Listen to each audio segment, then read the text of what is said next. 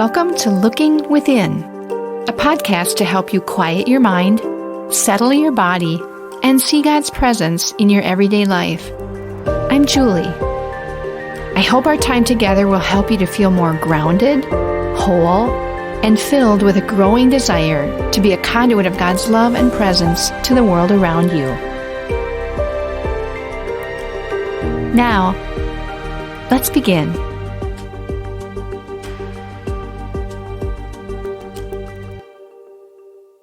How do we celebrate Christmas in a COVID world? How do we resolve the anxiety and uncertainty of the pandemic and the celebration of Christmas? Charles Ortloff and I have been sharing some stories of those who have traveled this road of uncertainty and struggle before. After 4 weeks of preparation, Christmas is finally here, and our Advent journey is coming to an end. What have we done to help us celebrate Christmas this year? Well, we haven't talked about baking any cookies, where to get the best deal on a flat-screen TV, or the prospects of being with our extended family this year, as enjoyable as these all are. We've talked about the inner gifts of Christmas: hope, joy, peace, and love. We've heard 4 powerful stories from people who came before us. We heard from Eddie Hillesum, who, while in a Nazi death camp, held on to the contradiction of hope and hopelessness. If we are truly present to life, there is a contradiction. If you love me, God, why don't you do things my way, we say. Holding on to this contradiction, not resolving it in our minds, but letting it open our hearts, we let go of our agendas about life, our hopes and dreams, and we live into God's hope of Christ for the world. We've heard from Julian of Norwich, a counselor from the Middle Ages in England, who was the very picture of joy, ending her conversations with people who came to see her with the words, "And all will be well, and every kind of thing will be well." Knowing how all things will end, we win. We can relax, smile. Nothing is life and death anymore, not even life and death. We've heard from soldiers on the front line, Christmas 1914 in World War I. For one wonderful night, they dropped their weapons and went out into no man's land to celebrate together. They raised the question, who really is my enemy? Having enemies, we have fear. We lack peace in our hearts. Can we stop treating others or the circumstances of our lives as our enemies, even for a moment? God comes to us in all things, even that which at first we might say, "Here's my enemy." Can we find inner peace in every person we meet, in every event of our lives? And now this week, we've considered the Spafford family who, in the midst of loss and grief, found God's abundant, loving presence. Like David writing in Psalm 23, they walked through the darkest valley of life and found God there. Their hearts were filled with love, overflowing with love, and they gave themselves to serving and loving those in need. We think we will find God in the plenty of life, but there is a wisdom in knowing that God is also in scarcity and suffering, maybe even more so there. So, Charles, in view of all of these themes we've talked about this month, how do you want to conclude our preparations for Christmas? What's your story about Christmas? My last thoughts about Christmas this year revolve around finding God's love in everything, even the most commonplace and unexciting. I remember a Christmas from my childhood when my dad and I shared a bag of nuts and candy. Strange, huh? Well, back in the olden days when I was a kid, the children led Christmas Eve worship and told the story of Jesus' birth. To bribe us kids into doing this, we all received a small bag of candy, a variety of nuts, and one red apple. It definitely was a bribe for me as a little 6-year-old kid. I really struggle in any setting of hundreds of people without my mom and dad right next to me. But I made it through the service, and I got my little brown bag and went back home where we opened our presents. I don't remember the presents. I'm sure they were all wonderful. But I so clearly remember my dad and I eating the nuts and candy from my bag. Others in my family were off playing with their gifts, while my dad and I had our quiet feast. Was my dad just being nice to get the candy and nuts? Well, maybe, but I think not. My dad had a way of finding things that he truly enjoyed, and that so did I. In sharing a common joy, I learned to really enjoy his company. His smile met my smile as we cracked one nut after another. His heart opened up to mine. The fondness of this memory isn't about eating nuts at all. It's about that loving relationship I found a Merry Christmas sharing my Christmas bag of nuts and candy with my dad. So too this Christmas and tomorrow and the next day isn't about the externals of life. It's about paying attention to what is and finding God's smile and heart in the most ordinary and simple events of life. So, Julie, how about you? How do you want to conclude our preparations for Christmas? What's your story? When I think about the love of Christmas, I remember a Christmas over 30 years ago when I was a young staff nurse at one of our local hospitals. I had to work that Christmas and didn't have enough days off surrounding the holiday to have enough time to spend with my parents while also making the 4.5-hour drive to reach their home in Wisconsin. I was so sad as I anticipated celebrating Christmas alone and apart from my family. Then my best friend, Eileen, a wonderful friend I had met at our church, invited me to join her parents, and her siblings' families at her parents' home in a nearby town. I had never spent Christmas with anyone other than my family, but I was so excited and grateful to not have to be alone for Christmas. The day with them was so amazing. They treated me as an honored guest while also welcoming me in as if I was family. After a delicious meal, they had a gift for me under the tree and welcomed me into their games and laughter. I have never forgotten that day. I know how important family and blood relatives are. They are key people in our lives. But that Christmas, I learned that the definition of family was much broader and even more wonderful than I had ever imagined. When compassionate care for and connectedness with others is involved, that's family. That's love. That's Christ. And how about for you? What story comes to mind for you as you think about a meaningful Christmas that wasn't about externals, but was about loving relationships even in the midst of suffering, hardship, and loneliness, the opposite of a Hallmark Christmas card? Let's think about that during our quiet moments together. In this quiet space and time, I'd invite you to gently close your eyes and to take a few deep breaths in and out,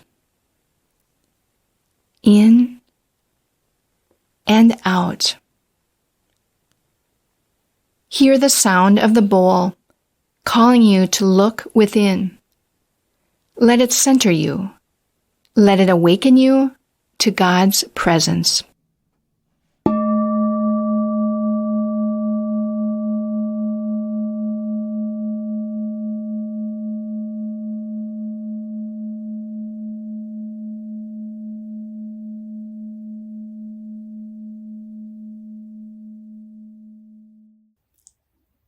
Think of a Christmas from the past that was meaningful to you. What made it so? Things, parties, the people you were with? It wasn't about what you wanted. It was about what was. Or maybe in having less things, did you have more of the inner gifts of hope, joy, peace, and love? Can you picture a Christmas this year with less, in which you have more? We'll be back with you in about 2 minutes.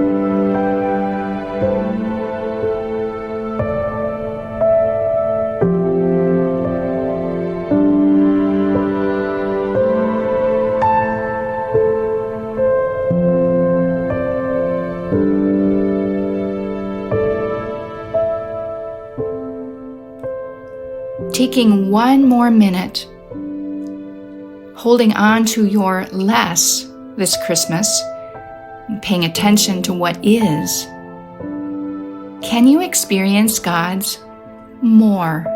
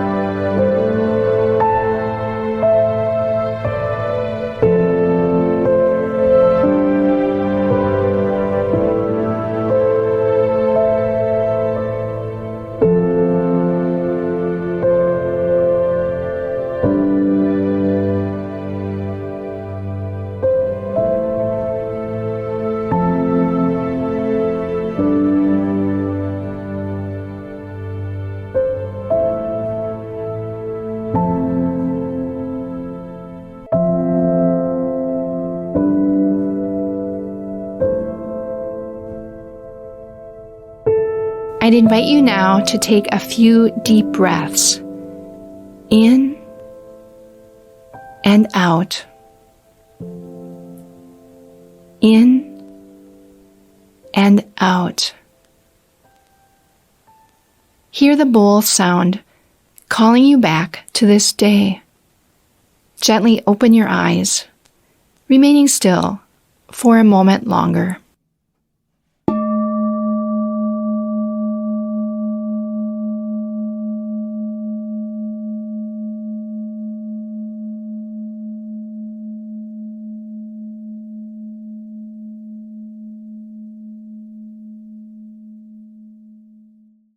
The message of Christmas is the incarnation. God became human. God, who is spirit, entered into human form as a little baby in Bethlehem, that we might know and love God. So, God comes to us in all of creation, in everything and everyone. God is everywhere, offering us gifts of hope, joy, peace, and love, if we will only pause to look around and see for ourselves. It's Christmas Day, and though our Advent journey has ended, I invite you to continue to join me each week as new episodes are released on Mondays on your favorite podcast app. You can find Looking Within on the Gloria Day website as well. It's been such a pleasure to travel with all of you as you've had the chance to listen to some or all of the 12 Advent Looking Within podcasts. And it's been wonderful to travel with you as well, Charles. Thank you, Julie, for inviting me to join you on this Advent journey. I have gained so much from listening to those who came before us, struggling to celebrate in difficult times. Their voices continue to echo in my mind and in my heart. Rather than wishing you all a Merry Christmas, may I first and foremost wish you the eyes to see God in this day, every day, and in everything of your life. If we but see God, then all the rest is ours, the hope, the joy, the peace, and the love. Blessings to you all. Merry Christmas, everyone, and may the gifts of hope, joy, peace, and love be with you today, in the new year, and always. Thank you for making time for your inner self today, for developing and enriching your relationship with God through reflection and discovery. Whatever you've experienced, carry that with you in the coming days. You can find more episodes at our website, Gloria-Day, that's DEI.com/Looking Within Podcast, or subscribe through your favorite podcast app. If you know someone who might enjoy and benefit from this podcast, share it with them. Your financial contributions make this ministry possible. To give, visit Gloria-Day.com/giving. Thank you for your support, and we'll see you next time.